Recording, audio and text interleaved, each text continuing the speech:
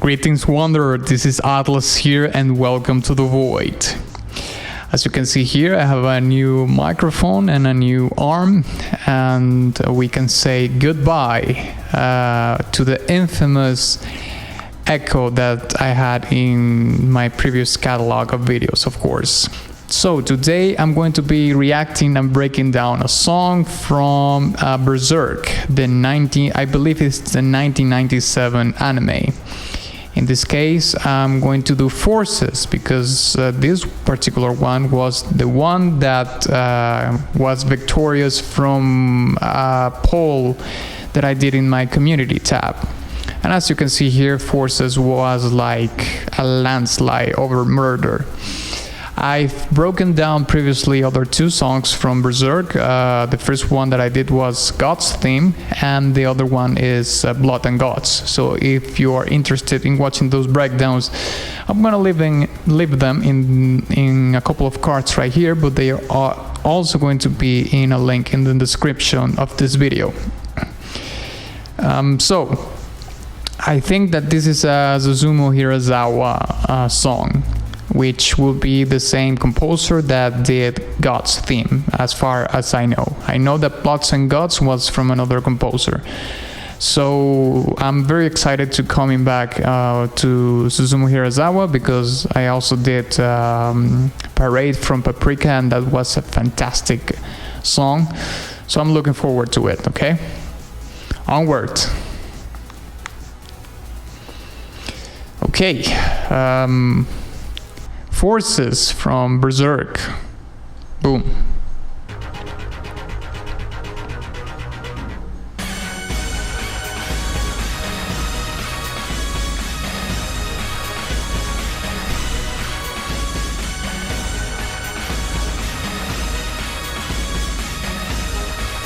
Okay, I definitely was not expecting this.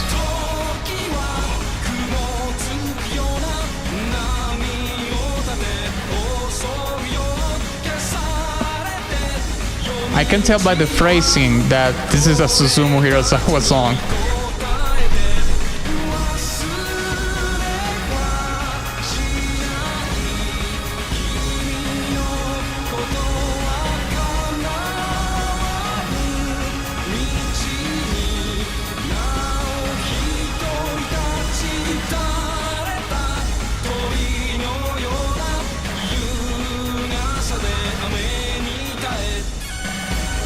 Oh, that was awesome.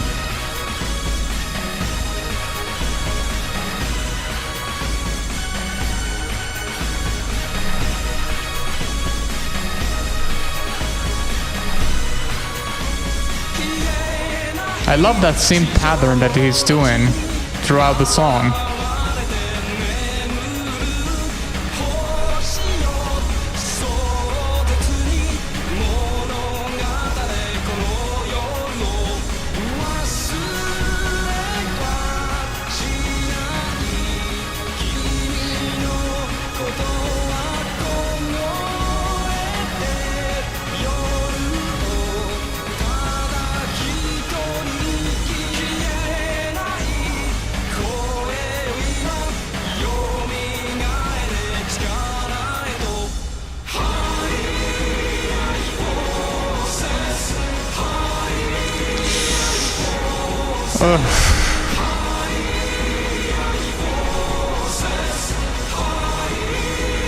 And the scene pattern keeps going. It's so good.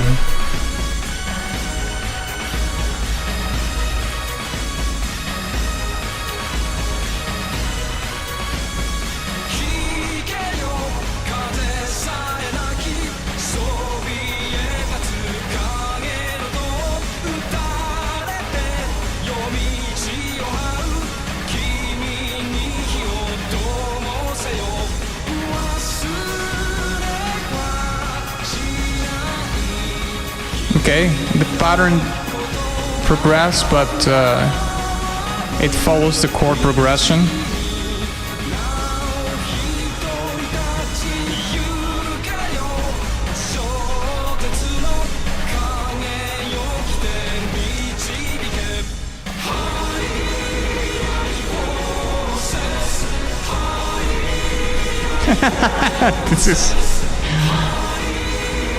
This is so good.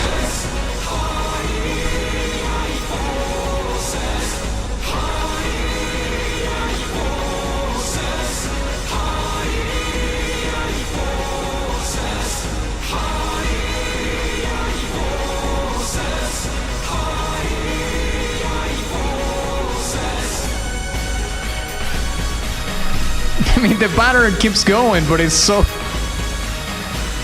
Apologies. The pattern is so good that it's like, why would you want to stop it?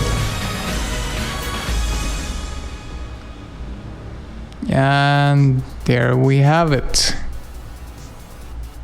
Yeah, no. This song was...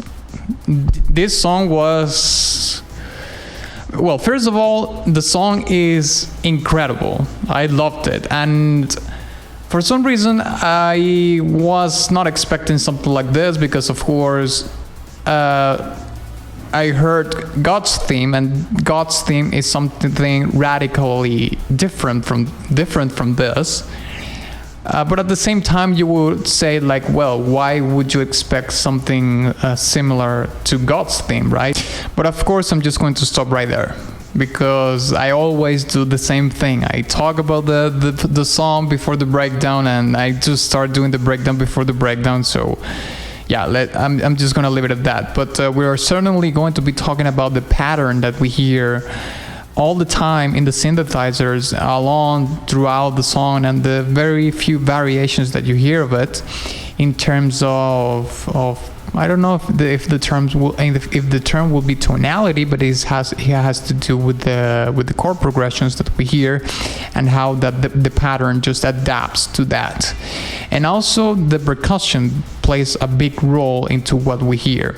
But first, I'm going to be finding out if the song has lyrics, and if it does, we are going to be breaking down the lyrics first, and then we're going to be jumping into the composition itself with the instruments and so on and so forth. So let's break it down.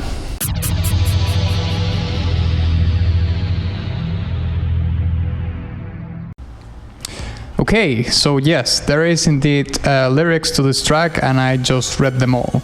However, since they are quite short, I think we can do a complete breakdown of the whole thing, okay? So we have time assaults us with towering waves in answer to the fading voices traveling through the night roads. I will never forget about you. On this road of unfulfillment, I still stand alone. This could be very easily tracked to God and his journey, you know. Time goes by since he was rescued by this mercenary, and since that time the only thing that he has known is pain, suffering, and war. And I answer to the fading voices trembling through the night roads. It's like maybe the fading voices is like the way his humanity talks to him. Like he's imagining his own humanity in voices, and these voices are fading away in as a signal to him losing his humanity with the passing of time, something like that, you know. However, it says that I will never forget about you. On this road of unfulfillment, I still stand alone. I'm not really sure who he's talking about here. Maybe he might be talking about Griffith, because well, I'm not really sure that I am the best person to be saying this, but spoiler alert. But you know, Griffith has this ascension to demonhood, and he in a way was the God's best friend in really weird ways, but I think he was. And he was no longer there anymore, of course, after he ascended to demonhood, you know, after the eclipse happened and so on and so forth. So he might be in some sort of reminiscent road about thinking about Griffith. and like saying like, well, you're gone forever, but I will never forget you, and I'm just gonna carry on this road, which is about unfulfillment, and I'm still standing along in it, like I've always have. And maybe he felt like Griffith was, or could potentially be, someone that would accompany him on this road and eventually find some sort of fulfillment along the way, but now that person is gone. And Casca could be also that person, but I'm not really that far into the story to know if that's the thing or not. Also, I don't know where this anime takes place. Where does it takes place in the in the story of Berserk, of the manga at least. Or I don't even know if it is actually if it is actually portraying something that is on the manga. But nevertheless, we carry on. Awash in the blood of the wounded earth we sleep. O stars, grandly recount the events of this night. Well, yeah, I think that is just contributing to the whole world building of Berserk, right? Because as far as I've read and as far as I know, the world of Berserk is very much drenched in blood in many ways, in suffering and pain, and it's a catastrophe of a world, especially for gods, for what he goes through. It's like very, very punishing. So the wounded earth is talking about that. It's talking about a place which is the earth in Berserk, and the Berserk universe, which is just a gaping wound, and it's just bleeding out, because of the same things that I already talked about. But then it says, all stars grandly recount the events of this night.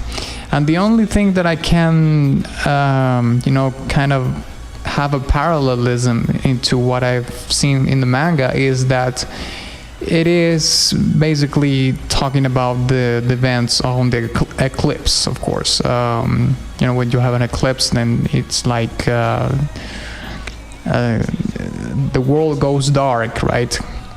And you can only see the stars on the night. So recount the events of the night. It's like even if the eclipse is something very evil and catastrophic that happens, because that's where Griffith. That's where Guts loses Griffith and loses his arm. Also, I believe it was on that. It's trying to portray it as a landmark, as a very specific event in the story that it's quintessential, and it's going to mark an before and an after. I don't think even when Guts was abused, that was like a before and after. It wasn't before and after for him personally, but the eclipse it's something like it has a global impact. It doesn't only impacts Guts. So I think it might be along those lines, but I could be wrong. So let's carry on. O fading voices, revive now to your full strength. Listen, O soaring towers of darkness, at which even the wind cries, shed light on you, wounded and traveling through the night roads. Go forth, O loquacious shadows, come and guide me. Yeah, I think this is just like a struggle within himself. I mean, even if this is talking about gods, because I don't even know if this song is talking about gods, but certainly one could associate it with him, because it's talking about the voices that resemble a little bit of that humanity that he has left on him. which is probably the reason why he didn't kill Puck at the first time Puck dared, quote unquote, to touch him, and other things, of course, like with what he did for Casca and so on and so forth. But although there's another layer on that relationship, but it's just talking about that dichotomy, that the path of the bloodthirsty warrior that doesn't want to care about anything at all in the world, but at the same time, those fading voices of his own humanity and the good nature that he still has inside of him, that are still calling for him, like, don't lose yourself into this, I'm still here, like, this part of yourself is still alive within you. But at the same time, they're just fading away, or they're fading voices because of the whole world that surrounds him, So I don't know, of course, how this transitions into the story, but certainly it can be very well translated into what Guts goes through or is going through in the story, in his story. And at the end it says, "Oh, go forth, all loquacious shadows, come and guide me." So it's like back and forth in between the darkness and the light, I can still hear the fading voices haunting me, like calling me to come back and not basically go towards the Berserk mode, when he goes like completely bloodthirster mode, let's say. Okay, so now let's talk about the composition itself, the arrangements and the instruments, okay? I am going to be talking a little bit about, some general things that I heard in the song, and then we're going to be talking more specifically, or very much specifically, about the patterns that we hear in the music, which are in one of the synthesizers that we hear, and also in the drums, which is basically like a drum pattern that repeats over and over and over again, okay? So, general things that I did notice, okay? The first one is that I think that I'm starting to notice that Susumu Hirasawa has a very particular way of making his music, in the sense that when you hear it, it's so much himself that is very recognizable. And the reason why I say this is because in Parade from Paprika, you can hear very much similarities in between some of the decisions that he made in this track and some of the decisions that he made for the Parade track. Very specifically in the way the vocals are sang, or the phrasing of how the vocals are, performed. They have this, even though the track goes more towards pop culture kind of music, the vocals don't. Like, the vocals are not like something that you will hear in a new wave or an industrial band or anything like that. This sounds very folkloric, folk oriented. So probably Susumu Hirasawa takes like more of the traditional. I mean, I'm going out on a limb here, but I'm gonna take the risk. Maybe Susumu Hirasawa takes like the most folk elements of Japanese traditional music and incorporates that in the vocal performance, or the vocal composition, in the notes and the phrasing of and the cadence too of the vocals. But he takes more risk, or goes outside of that in the rest of the track, at least in this particular one, okay? So I think that, or I'm starting to notice that is one of the most, should I say, noticeable characteristics of his music, or one of the things that when you hear his music, you say like, yeah, this is a Susumu Hirasawa song for sure. Okay, so that will be like on the vocals part. I would say that also the track has a very interesting contrast, if you will, because to me the song is very explosive. It's very explosive and naturally explosive, but at the same time it's very minimalistic in the composition, you know, because we have two things that repeat very much well the same thing over and over again. The drum pattern, I believe it's exactly the same from beginning to end, and one of the synthesizers that we hear that has this pattern repeats the same pattern, but the variations that we hear are because then it changes to go along with the chord progressions that we hear in the track. So it has that sort of balance, I would say, you know, in which you have this very big and lush sound, you know, in the music and on the instruments and the way it is produced. You know, the pattern that we hear in the synthesizer sounds really big, and the drums sounds really big because they have a lot of open cymbals that, you know, fill a lot of space, you know, and they are very explosive and very lush. And I mean, they sound like the high end is just brittling with them. So you have like the thing that I'm trying to say is like, you think that there's a lot going on the track because of the way it sounds, but there's actually it has like a more minimalistic approach, because there's just two patterns that repeat a lot, and another couple of synthesizers. I think I heard a choir in there also in the background. We have a piercing lead here and there.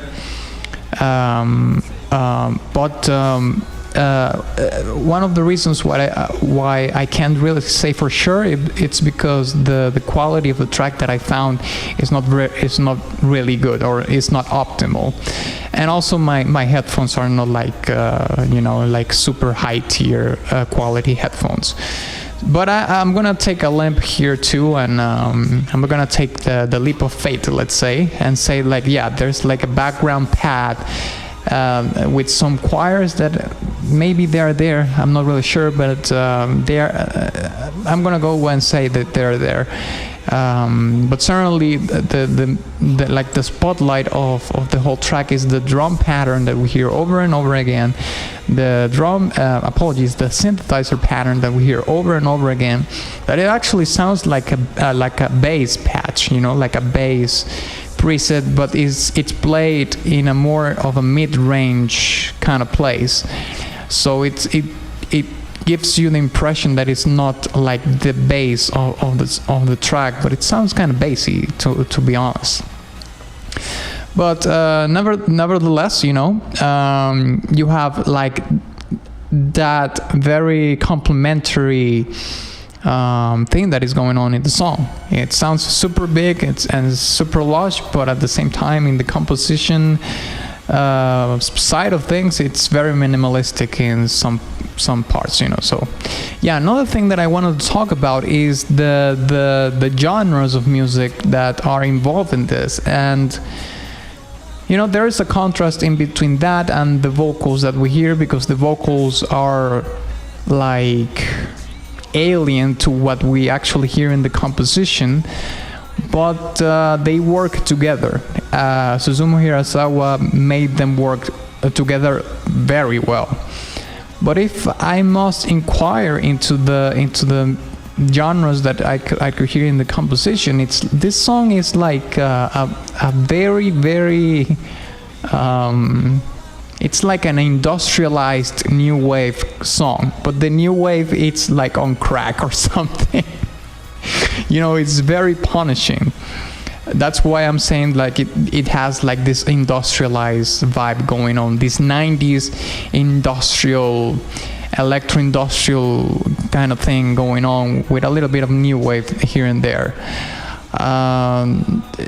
It sounds so much to what Europe was listening through the 90s in the more obscure or less ear listening friendly, let's say, styles of electronic music, and I would say like, you know, industrial music will be in that category, which will be more towards the eastern parts of Europe.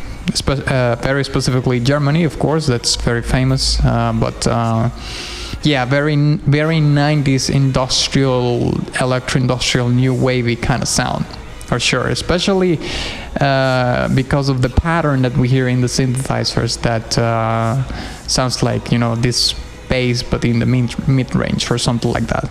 So yeah, to finalize my commentary, I would like to mention just the last thing, but I think it's very important to say, and it is that, you know, making a song that repeats patterns over and over again are very hard to pull off, because when you hear something over and over again, it can make the song predictable and therefore boring. You know, the listener is going to get bored because it's going to say like, well, I just figured the song out already, you know, so what's there to be interested about, you know. But the way you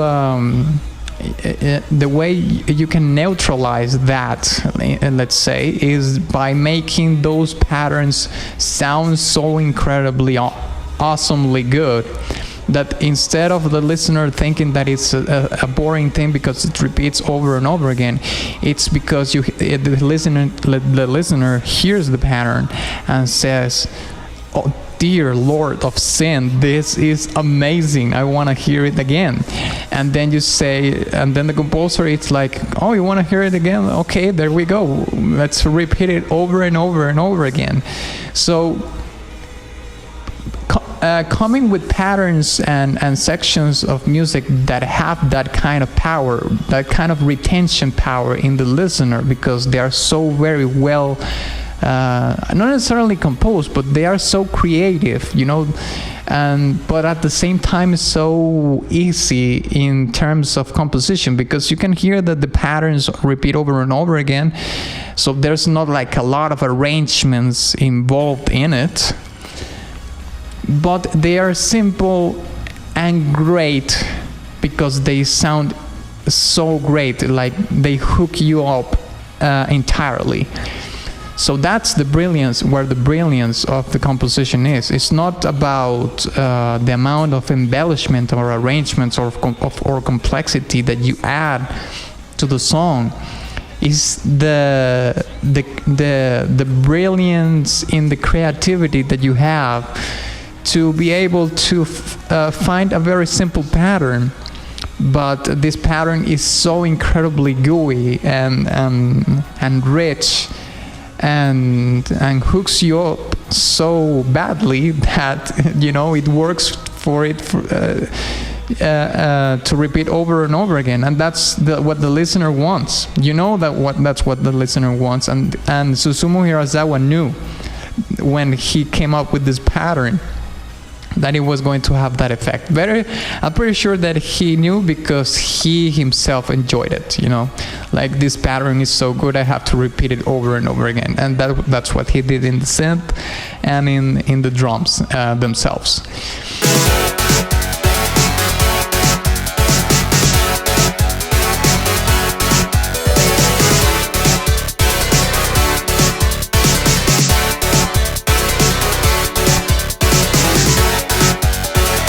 So I think that I'm gonna have to give this track a diamond badge, because after reading the lyrics and after listening the song again to make additional notes, I couldn't stop listening to it. Like, the patterns are so incredibly good that I just couldn't stop listening to the track. So yeah, it's gonna be a very well deserved diamond badge for me, and I'm definitely going to add this bad boy into my playlist for sure. So yeah, thank you very much for watching this video. If you enjoyed it, please give it a like and share it with your friend. Also, please don't forget to visit my Patreon in case you want to sway the influence towards what I'm going to be breaking down next. Also, visit my Ko-fi profile in case you want to make a one-time contribution, or you want to have a personal request in my Ko-fi store, and also my Teespring shop where you can get merch and all that jazz. And of course, ex nihilo nihil fit.